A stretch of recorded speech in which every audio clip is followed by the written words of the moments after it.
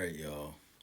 This is a little bit longer one, but it was like 9 months in the making, I would say.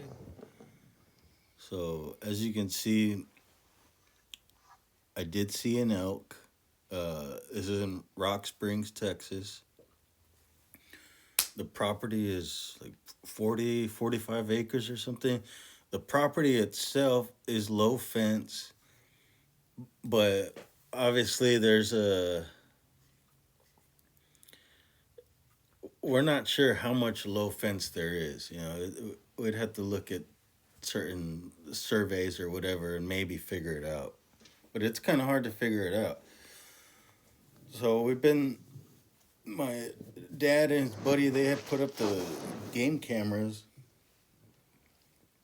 And my dad had shot an elk here before. It was just I guess like a juvenile, smaller one, teenager, what have you. But we started seeing more, and we started seeing nicer ones. So when we started seeing the nice ones, I was like, okay, well maybe it's time to take action. And so this was like in March. I had been sitting there for a little while. Earlier in the evening on this day, I had seen Axis Buck. He was in velvet still, and I saw a bunch of Axis does, a bunch of whitetails.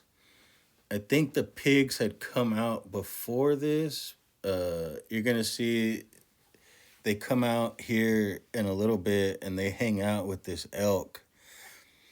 And we were trying to go before they dropped their antlers, but as you also they like you can see his nubs there, so they had already dropped them. I realized it, so I was like, oh, I'm not gonna shoot this one. I didn't need meat that bad.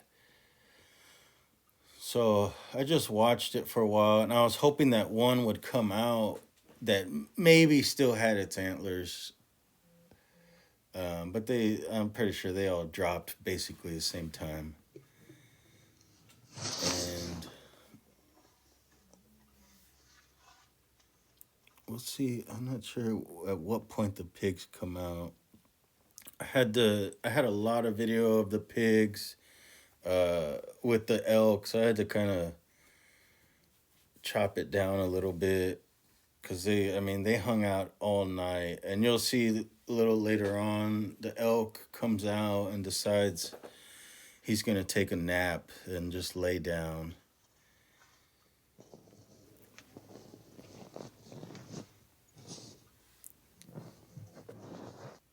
And he looks to his right here.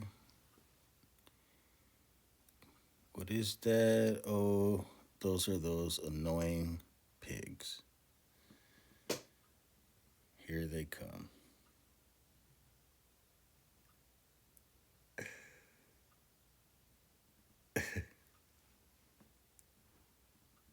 I'm watching this and I'm like, I wonder what's gonna happen. But then he turns and he just starts eating. So I'm like, okay. Like they know each other. They're already used to each other. And the pigs, they just stand there and they don't really get close. They keep their distance because I'm sure that elk can kick them or whatever. And but the elk never gets it doesn't look like he gets agitated or anything. He's just eating his alfalfa pellets, and I guess whatever he drops, as soon as he walks away, they go and they just start eating them. So it was definitely entertaining. Despite I was like, okay, I'm not gonna shoot this elk, but I get to watch something that I really wasn't expecting to see this. It's not my normal. This isn't my property. I've gotten lucky and been able to hunt here. Um, And so I guess to take full advantage, we whooped out the thermal, and real neat to watch some of this stuff you don't usually get to see.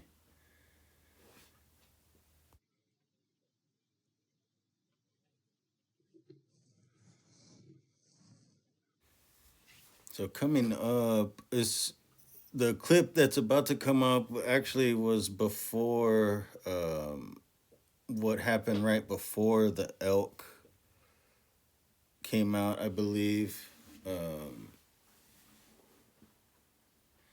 and so it was these white tails. You're gonna see one come up from the left there, and it's actually a little buck. And I included this clip because I actually find his antlers by the feeder there in the morning, and I have them.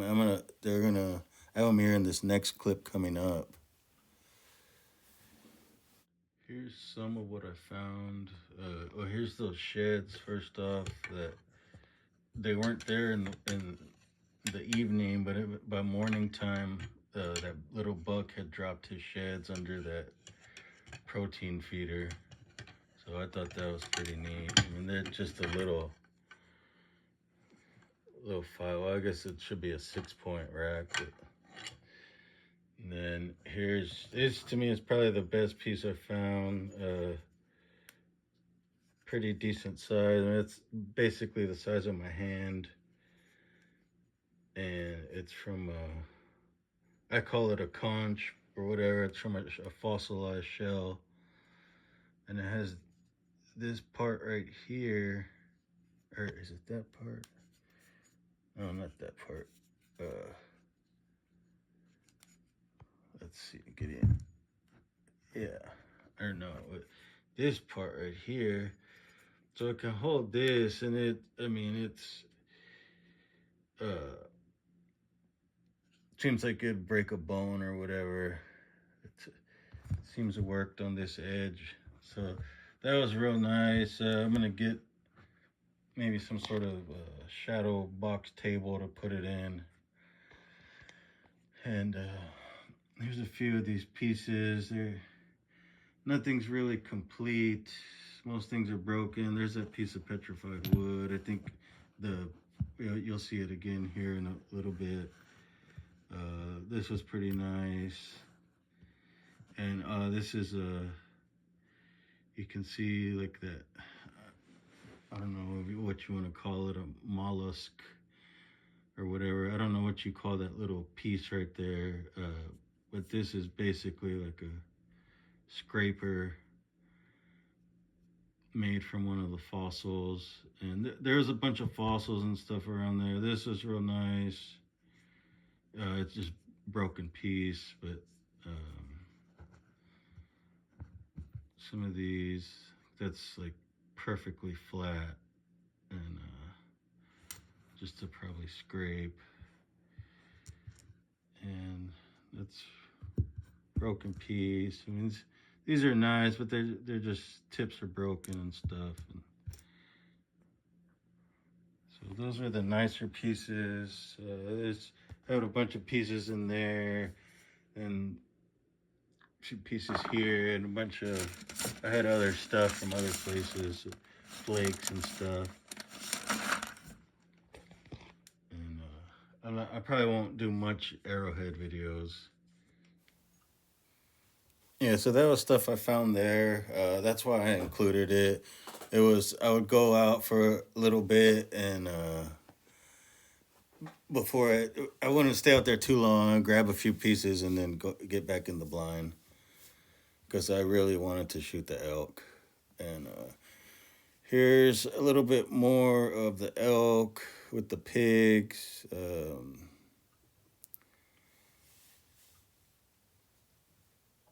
Won't show too much more of that because they just, like I said, they kept their distance. I'll see if I can get when he moves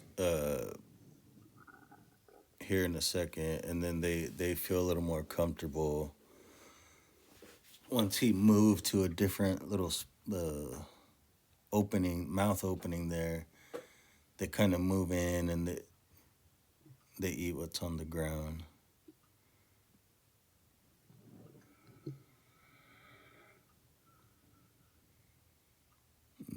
ones are trying to nurse, and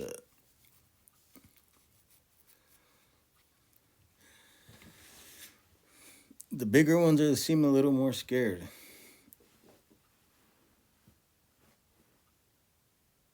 I'm sure if this thing had its antlers,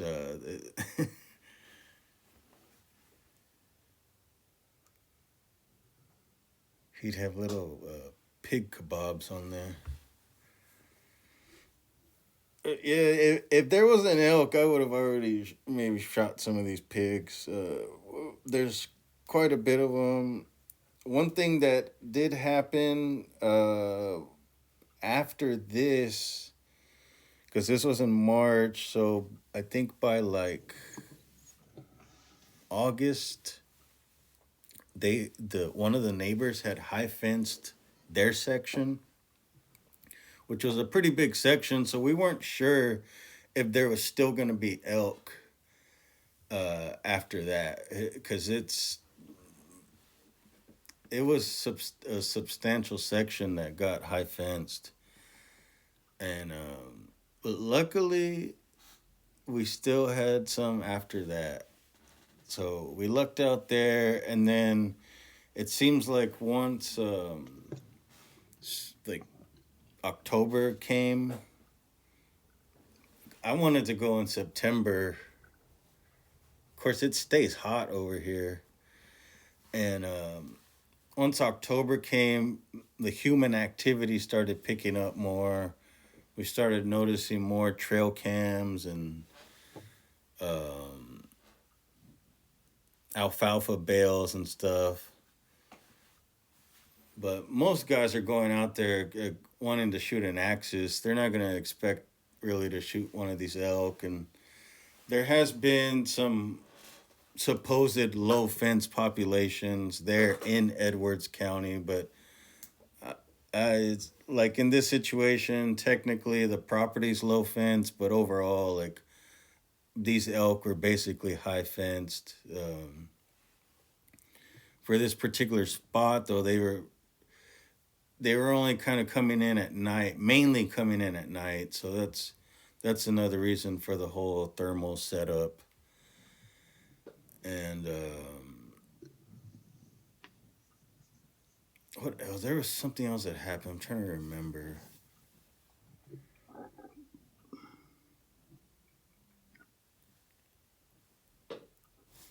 Oh, yeah, I just want to make it clear to people that elk in Texas are considered exotic, and that's why I'm able to shoot it at night. It's I shot it in November, but you can shoot them at any time. That's just the way it is. Maybe in the far future they'll change it, but uh, that's just a special case here in Texas for elk. You can shoot them at any time. No special tag required. So since I got the thermal, I've gotten to see like a lot of animal behavior at night, which it's I've never really seen before. So I've seen a lot of animals laying down. I don't know if you noticed one of the pigs was laying down right here. This elk, he everybody took off, and then he comes back out, and he just kind of there. He's like biting himself, scratching, and then he just kind of stands around, meanders around, and then eventually he lays down, and he just lays there for a good while. I guess just taking a rest, taking a break, taking a nap. And it was real hard for me to not shoot that thing, because I mean this is I don't come from elk country. It's from South Texas. I mean, elk. That's a and for me, this whole experience has been like once in a lifetime. I end up shooting an elk, but this was like I said, this was in March, so it's several months later that I end up taking an elk. I wasn't videoing as much as I was like here. So it's really I only have there you see he laid down. I only have the 20-second clip when and then I have my verbal description. But when the elk came out in November, it was like a full moon, so I could see him. I could see this big, huge animal standing there, and honestly, I didn't even need the thermal. I could have shot him just with a regular scope. Is my dad? He put the feeder like 50 yards away, which I personally would have put it further, but my scope is sighted in at 50 yards. So you'll see here shortly the elk comes out, and I'm moving around a little bit because I'm trying to get situated. 'Cause I was getting tired and I was about to take a little nap or start dozing off, and so there's not a lot of video of the bull elk, but the kill shot, yeah, I mean that's recorded. And I just so happened to be in the it's called fusion, the orange or whatever you want to call it, setting. This was black hot.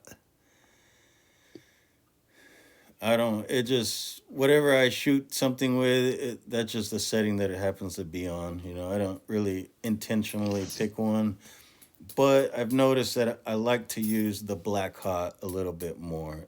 To me, it looks a little bit better, and it's easier for me to see that green reticle. I might change it, but that's kind of what I've gotten used to.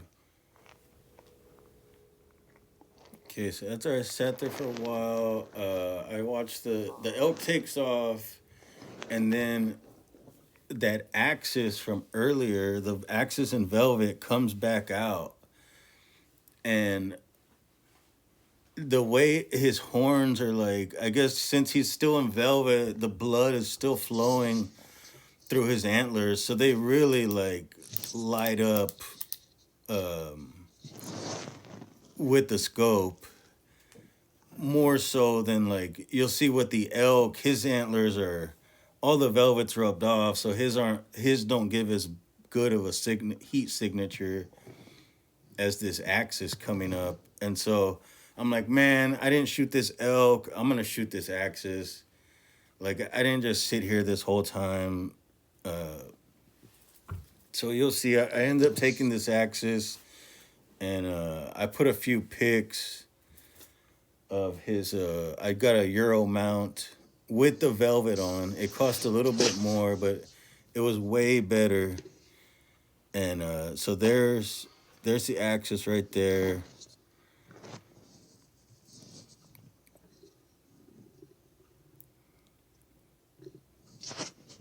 And he comes and he starts eating that alfalfa, and take him out. And then I didn't want to overdo it, so I was like, yeah, we'll just keep it with that. But I could have shot either one or two of those axis does that were there.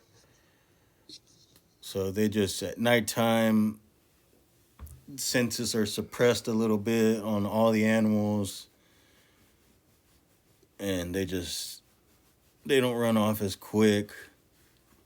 But all I took was him, and I mean it worked out.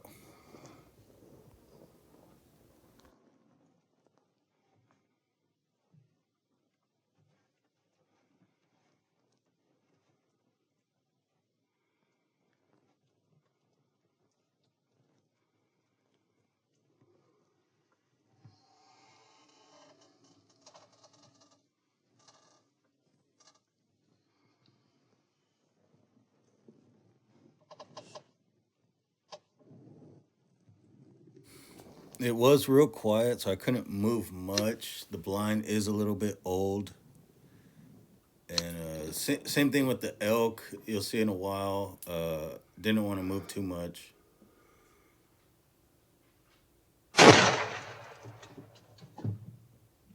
typically try to shoot deer in the neck. That's my preferred spot. Don't always do it, but if I can do it, I will. All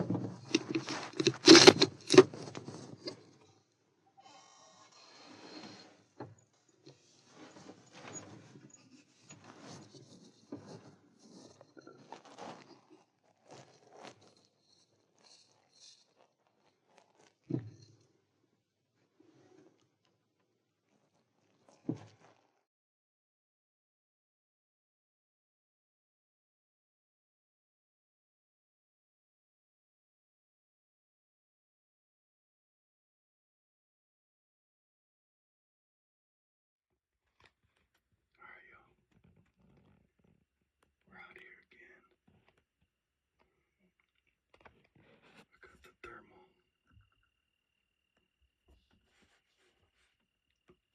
Got the tripod.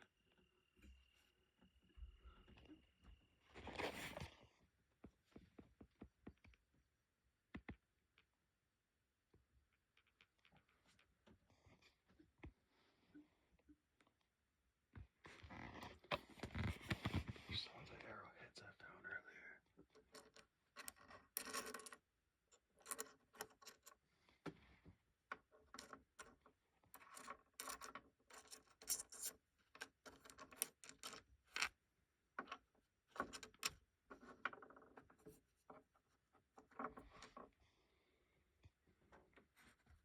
some petrified wood.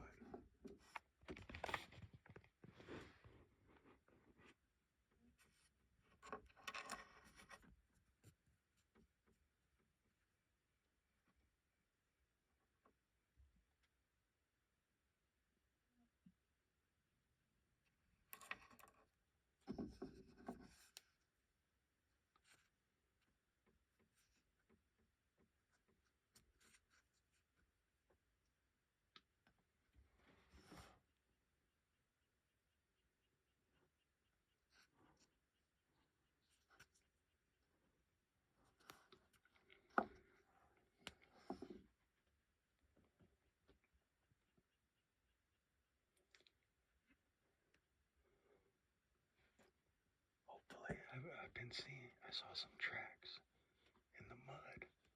They look pretty big, so hopefully we'll get an elk tonight.